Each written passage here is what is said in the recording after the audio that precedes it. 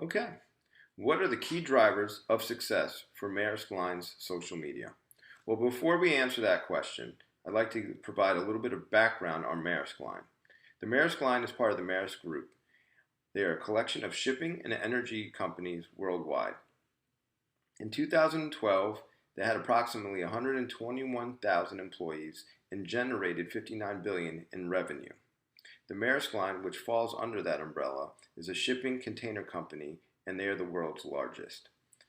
In 2012, they had approximately 25,000 employees and generated 27 billion dollars in revenue.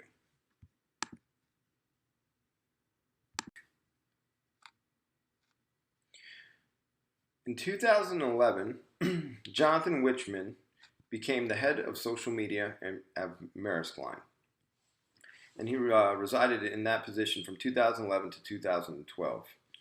In 2011, he started off as a one-man team with a limited experience in social media marketing, and at the time, being told that social media was a B to C, meaning business to consumer marketing tool, and that they at Maersk Line were a B2B, business to business. So therefore, a lot of people did not believe that social media was a good marketing tool for Maersk Line. They told him that this is not going to work and that this is not for this type of company and people are not going to support or accept this type of marketing. Ultimately, he refused to listen to the background noise and negativity and began to develop a social media strategy. He identified what social media is, their strengths and weaknesses. In his view, social media was a form of communication and not a traditional marketing tool. It was about engagement with the consumer and not pushing a product to the consumer. He also reviewed recent past models back in 2011-2012 time of social media application and their successes and failures and steered away from what other companies' tendencies were regarding the application of social media. He then identified and created 4 strategic areas of his social media model: internal usage, sales, customer service, and communication. The goal was he wanted to get closer to customers through engagement. He was looking to identify other opportunities, and he also wanted to increase press coverage. And he wanted to increase his employee engagement, raise brand awareness. So, what are the key drivers of success for Maersk Line social media? Well, Jonathan Wichmann in 2012 believed that he needed to create a strong online presence. And he did that by using social media platforms such as Facebook, LinkedIn, and Twitter to create that online presence. He targeted each one of those platforms differently. He understood their strengths and weaknesses and their target audiences. With Facebook, he liked to keep it fun. He would just put photos out there that pertain to the shipping freighters. Some had headlines, some didn't. Some had polls on them that the public could respond to. He also used Facebook as far as engaging not only with the public but also with the employees. There were 25,000 employees at Maersk Line at the time, and each one of them pretty much had a Facebook, and they would all engage and become followers of the Maersk Line, social media through Facebook. He used LinkedIn as for more corporate. He understood that there were more, it was kind of more for the corporate message, and there were also a lot of business professionals out there that were either linked with Maersk Line or from other companies, and that's how he, chose to use LinkedIn. He used Twitter as kind of more of a mixed bag for serious topics. He also used it as a voice for people that were in the business as far as shipping and the freighters, and also for a voice for people that were actually working for Maersk Line. And what he was able to do was create all these followers, and it was just about customer engagement. And this basically was to let the public know, hey, Maersk Line, we're cool, we're here, we're out there. He wasn't trying to sell anything. It was just kind of creating the know, like, hey, everyone, I want you to know we're here. And He also was able to garner a lot of feedback and realize that there were a lot of people out there in the population that actually appreciate shipping containers. They appreciate these big freight, vessels. People like see pictures and all that other stuff. The other thing was about transparency. So he decided that the company should be transparent through social media. He wasn't looking to hide anything. There was an incident that the shipping container basically hit a whale or ran into a whale at one point. And instead of trying to hide it or cover it up, they were very transparent about it. They, put a bunch of posts out there as far as what happened, kind of asking questions. What does the public feel about it? What do they believe they could have done better? They also provided follow-up information as far as what happened after it, what the police reports were, as far as investigations. So they became very transparent. And he was also able to share some old history that Maersk Line was involved in way back when a shipping container, like a freight container, was out at sea, and they were able to come across and help out a bunch of people who were stranded. So transparency was very big as far as just letting the public know that, hey, listen, we're here, we want to hear your voice, and we want to let you know about ours, and we don't really have much to hide. Hi, I'm Erica Harris. When considering Jonathan Wickman's approach to Maersk Line's social media strategy, he was executing strategy without the benefit of a roadmap or the many years of lessons learned over this past decade. Since 2011, the advertising expenses devoted to social media platforms have increased exponentially. It is expected that globally, digital expenses will cross the 600 billion mark, and the medium is on target to exceed $700 billion by the year 2025. In 2011, Wickman entered previously uncharted territory with a total budget of less than $100,000, no staff, and only devoting half of his time to the effort. In the span of 11 months, Maersk experienced organic growth on Facebook, securing 420,000 fans before expanding into 8 other social media platforms. Wickman's strategy chartered the path for B2B companies to follow. Undaunted by skepticism and detractors who thought that social media was a losing proposition for Maersk, Wickman focused on 4 areas of emphasis: communications, customer service, sales, and internal usage, with the goal of getting closer to Maersk customers and utilizing social media as a communication channel to engage its customers, not push them. His initial strategy focused on recruiting followers and focusing on customer insight. He sought authentic engagement and organic growth. Initially launching on Facebook, sharing Maersk's rich and unique history through photographs and organically attracting interest and likes, Wickman succeeded in appealing to the human element and provided a face for the company that hadn't previously been seen. By not only sharing images of the vessels, but he also shared various staff and the management team, both within a historical and present day context. Tapping into an already ongoing trend of individuals who were taking photos of Maersk containers, Wickman was wise to leverage his practice by inviting what was already happening organically and inviting those users in by encouraging them to post their photos on the official Maersk Line Facebook page. This tactic helped close the gap between business and its customers by aligning on commonalities and shared interests.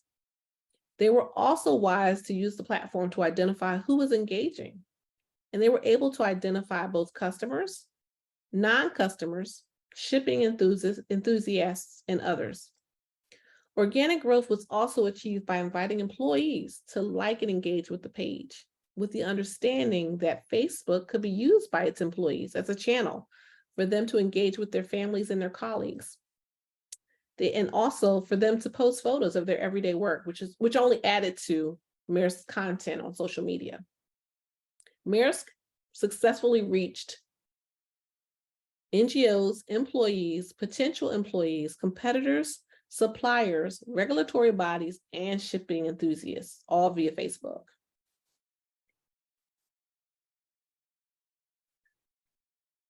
By segmenting its reach and identifying individual communication strategies by audience, Maersk wisely leveraged the strengths of each platform. Initially utilizing LinkedIn for customer engagement, Twitter was its news platform, where they were able to share news stories and also garner influence within the industry. And they reached over 81,000 users. Facebook, highly visual and conversational, had a broad audience, and they were able to successfully manage customer service and escalations in a time-sensitive and responsive manner.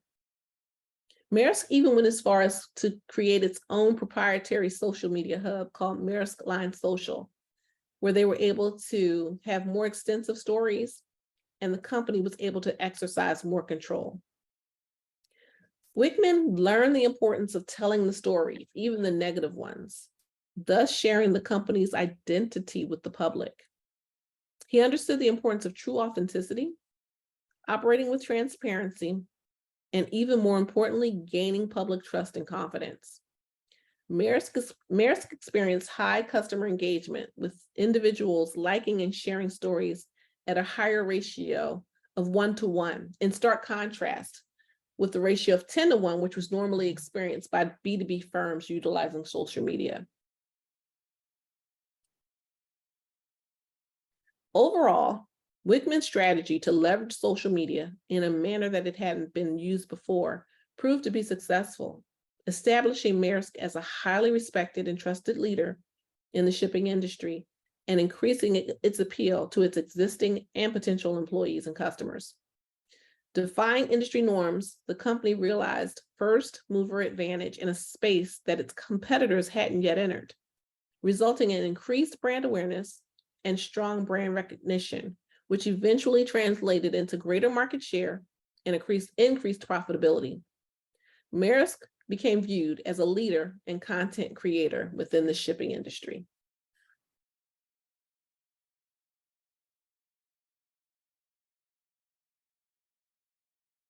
The third question we had was, how do you think Jonathan Wickman calculated the 1500% ROI on Facebook?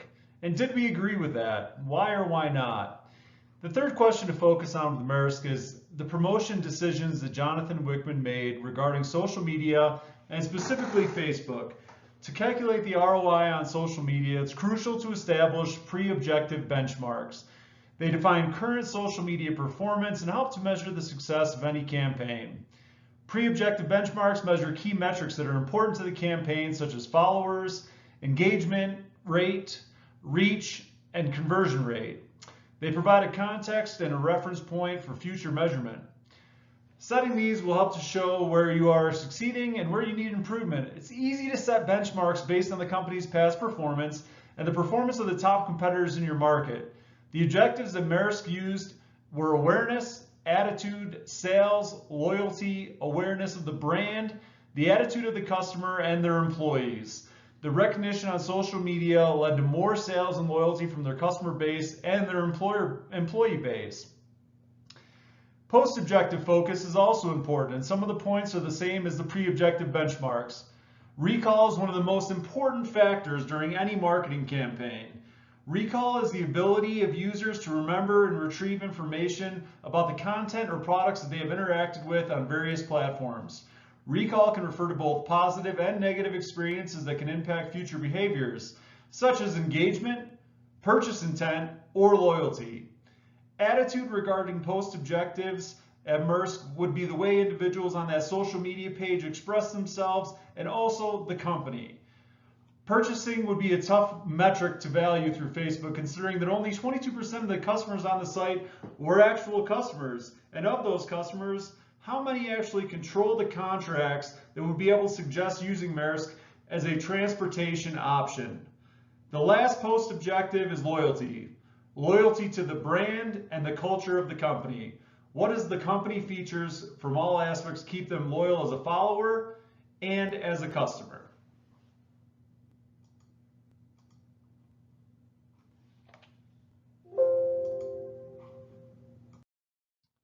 Jonathan Wickman stated from the ROI that the ROI from Facebook was 1,500%. How did he figure this out? Well, the initial calculation was each like on Facebook has earned an earned media value of $3.60 per like. Earned media value is determined by calculating the equivalent cost of the exposure as if it was obtained through paid advertising. In other words, the estimated cost that a brand would have to pay to generate the same amount of exposure through advertising. On a $100,000 budget, Jonathan had to focus on growing the customer base, and then when those customers would like or share something from the site, capture that free advertising. The focal points for Jonathan were employee engagement, customer insights innovation, global footprint, and perception of the company. Employee engagement would be very important due to the front lines communication that happens between employees and their own personal social media pages. If the employees were posting pictures of their personal experiences or success stories, then it would make the customers want to do business with a company of that culture. If the customer would share insights about Maersk, then they could reshare that post and gain momentum with those customers in that segment of the business. The global footprint and history of the company can't be undervalued, and many people outside of shipping don't know much about it. Sharing with customers and followers pictures of ships at docks from all around the world shows a diverse global footprint. The customers would be at ease knowing wherever they source products from, Maersk will be there to deliver. We know that Jonathan has a budget of $100,000 to invest in social media. Luckily, that number didn't include the salary of himself, or he wouldn't have had much left to work with. To calculate the ROI from social media, use a simple formula. Return on investment equals results minus investment divided by investment to get the ROI. An example would be if you spent $100 and generated $150 in sales, your ROI would be 50%. Jonathan could have looked at more than likes and reviewing the leads generated through the website, but it's very difficult to do that in the shipping industry. He focused on engagement rates, followers, and expanding his social media reach to get that 1,500% growth number. The non-quantifiable impact of Facebook was the brand reputation, impact beyond revenue, employees, and culture. These all help drive the company in a positive direction, but ultimately are almost impossible to measure. And the final question, was Wickman right about the 1,500% ROI on Facebook? We have pulled the company's sales history from 2011 to 2021 to show the company's revenue during the time period Wickman was growing their social media page. We do disagree with the ROI on Facebook for Maersk that Wickman claims.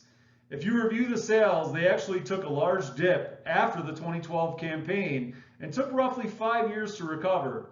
We believe it's easy to find ROI in statistics and easier to start a social media campaign from zero than make it sound successful.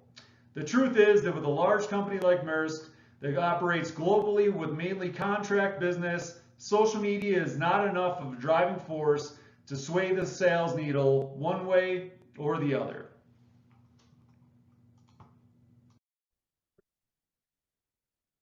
On to question 4. How will Maersk competitors react to their presence in social media? Let's talk about social media in the shipping industry real quick. Before Maersk decided to go down the social media marketing road, there really was not a precedent for utilizing the full capabilities of social media in the shipping industry. People had done business with the same companies for years based on big brand names or personal experiences. Venturing out and gaining new customers was not something that was thought to be easy, especially if you had major competitors in the market. Now, Wickman had a different plan, however. He intended to use social media to gain new customers as well as get more name recognition for people who could potentially switch from other customers if they had a bad experience. He faced scrutiny both internally and externally, simply because this had never been done before. Upper management considered the business and industry to be boring and didn't think that social media was the right marketing channel. Social media typically wasn't even used for business-to-business marketing. It was mainly business to consumer, and they thought that it couldn't be changed, especially in the shipping industry. And given that social media was so new to the industry, the competitors need to decide if they're going to remain complacent and let Maersk do its thing and see how it unfolds, or if they're going to start to develop their own social media team to help offset the increased marketing from the Maersk Corporation. Now, it's not uncommon to wait and see the results from a company when they try something that's never been seen before, especially when it comes to marketing. Now, once the results are proven, I believe that Maersk's top competitors are going to fully commit to social media because it truly is the way of the future, and Maersk's results show that. They will start to slowly develop a social media team and marketing strategies based on what platform is being used, because not every platform is the same. And once the fruits of Wishman's labor is realized, they're not going to want to be left behind in the industry when it starts to take a shift towards the future of marketing, which is going to be the digital marketing. Now, what do I suggest Maersk do to prepare for the reactions from their competitors? I think they should be ready to devote more resources to their newfound marketing strategy. They should be willing to devote an entire team to social media to fully invest and keep up with the several platforms that they will be operating on.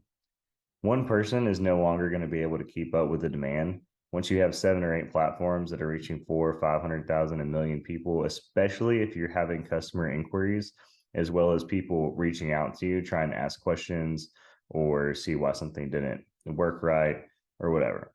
They're going to need a team, preferably 1 per 2 or 3 social media channels, but it can't all be decided by one person anymore, which leads me to my next thing. I think they need to develop a hierarchy of decision-making instead of one person making all the decisions by themselves. Getting a few great marketing minds together to spearhead a social media campaign will go a long way towards the future success of their online presence. One person having the foresight to be able to develop something, and one person sustainably developing it and growing it and turning it into something that is a major marketing strategy are 2 different things. And I think that they need to be willing to accept that and start developing their team, starting with a hierarchy of multiple people that can come together to make decisions. On to the last question. What should Maersk Line do next, and what areas should the company focus on, and why? So when thinking about what's next for Maersk Line, there are 6 key areas that the company should focus on to continue their growth. By focusing on promoting sustainable practices, digital solutions, integrated supply chain services, customer satisfaction, market expansion, and collaborative partnerships, Maersk Line can effectively communicate its strengths and its advantages to customers. These promotion decisions can help differentiate the company both in short and the long term, which will lead to attracting new customers and strengthening their competitive position in the shipping industry. The first area of focus for Maersk Line should be promoting sustainable practices and operations. Given the increasing emphasis on environmental sustainability, Maersk Line should emphasize and promote its commitment to sustainability and reducing its carbon footprint in its marketing and communication efforts. Highlighting initiatives such as reduced carbon emissions, use of eco-friendly technologies, and environmental certifications can help differentiate the company from its competitors and attract environmentally conscious customers as well. Promoting sustainability can also align with the growing customer demand for eco-friendly products and services, giving Maersk Line a competitive advantage in the market. So Maersk Line has already made some progress in digitizing its operations, but the second focus area that they should actively promote are their digital transformation efforts and the benefits it brings to customers. The company should continue to invest in digital technologies and data analytics to enhance efficiency, optimize supply chain management, and improve customer experience. By leveraging digital solutions, Maersk Line will streamline processes, reduce costs, and gain a competitive edge on the rapidly evolving shipping industry. From a marketing perspective, as solutions are being developed and efficiencies grow, they can continue to be brought to the public light with targeted marketing campaigns, really showcasing the company's digital capabilities and demonstrating how these solutions improve efficiency, visibility, and overall supply chain management. And ultimately, by highlighting the advantages of digital technologies, Maersk Line can position itself as an innovative industry leader, appealing to customers seeking streamlined technology, advanced shipping solutions. The third area that Maersk Line should focus on promoting is integrating services and end-to-end supply chain solutions to customers. This involves collaborating really closely with customers, suppliers, and logistics partners to create a seamless and efficient supply chain network. And by showcasing its abilities beyond ocean freight, such as inland transportation, warehousing, and distribution, Maersk Line can position itself as a comprehensive logistics partner. Emphasizing the advantages of a single integrated provider can also attract customers looking for seamless and efficient supply chain solutions, saving them time and resources by eliminating the need for multiple service providers. The fourth area of focus, really to differentiate themselves from competitors, Maersk Line should prioritize a customer-centric approach and promote its commitment to excellent customer service. So this can really be done by understanding customer needs and preferences, providing personalized services, and ensuring excellent customer support throughout the shipping process. By emphasizing a customer-centric approach and really showcasing how Maersk Line goes above and beyond to meet customer needs, the company can build trust and loyalty among its existing and potential customers. And we all know positive word of mouth and reputation for exceptional service can be powerful promotional tools in the shipping industry. And then last but not least, collaborative partnerships and emerging markets offer significant growth opportunities for Maersk Line. From a market expansion standpoint, Maersk Line should really identify key emerging markets with high growth potential and strategically expand its operations in those regions. Through targeted marketing campaigns, Maersk Line can communicate its presence and capabilities in these regions, highlighting the company's understanding of local markets and its ability to provide tailored shipping solutions. And then by establishing a strong presence in the emerging markets, Maersk Line can also tap into new customer segments, diversify its revenue streams, and position itself as a leader in the developing communities. On to the second part of this, when it comes to collaborative partnerships. In the dynamic shipping industry, collaboration and partnerships are really crucial. Maersk Line should actively seek opportunities to collaborate with other industry players, technology providers, and startups to really drive innovation and explore new business models. And then by fostering partnerships and highlighting those alliances in promotional media and materials, Maersk Line can really demonstrate its commitment to innovation, access to new ideas, leverage some complementary expertise from those partners, and just stay at the forefront of industry developments, which will enhance Maersk Line's value proposition and market positioning.